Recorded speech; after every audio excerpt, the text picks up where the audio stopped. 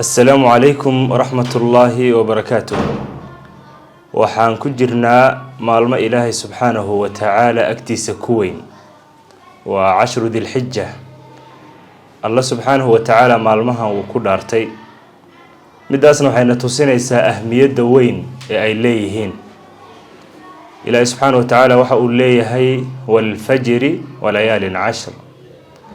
وحجر حديث ونبينا صلى الله عليه وسلم كتل ماميو أهمية عمل كالقبت مالمهان وليهي.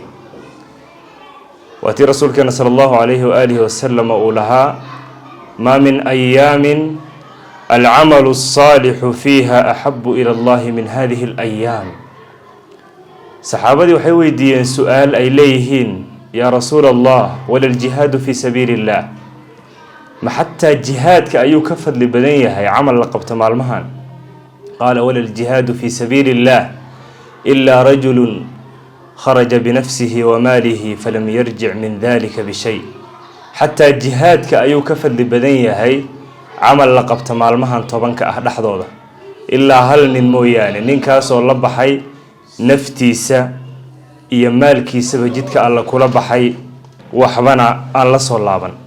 ومالما قالي وإلهي سبحانه وتعالى أكتيس كوين وحكمد يوم عرفة ورسولك صلى الله عليه وسلم وشاقي إنه إلهي أكتيس كحساب سنة إنه أوجدا بدافو مالين كهر ريسي سند كي كهر ريدن بجيسة هي سند كي كدن بيو. وحكريتو كمد أعظم الأيام عند الله ويوم النحر. waxaan markaa halkaas aan ka fahmaynaa ahmiyada ay leeyihiin maalmahan. waa maalmo ay ku kulmaan ummahatul cibaadaat, cibaadooyinka waaweyn sida salaada, soonka iyo xajka. waa xilligii xajka oo muslimiintu ay aadayeen beydka alle. sidaas darteed dadka xajiyay iyo dadka aan xajinbo muhiimad weyn ayay u leeyihiin.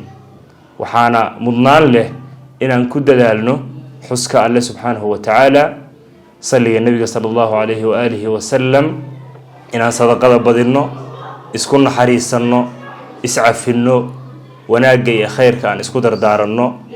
ilaahay subxaanahu wa tacaala khayrka hana waafajiyo, kuwa maalmahan ka faa'iidaystana ha nagu daro. ilaahay subxaanahu wa tacaala dembigeenna ha dhaafo. ilaahay subxaanahu wa tacaala quluubteenna ha mideeyo.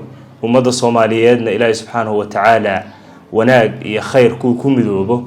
ilaahay subxaanahu wa tacaala ha ka dhigo, dalkoodana horumarkiisa ka fikiro, khilaafka iyo tafaraaruqa iyo ismariwaagana ka baxo. assalaamu calaykum waraxmatullaahi wabarakaatuh.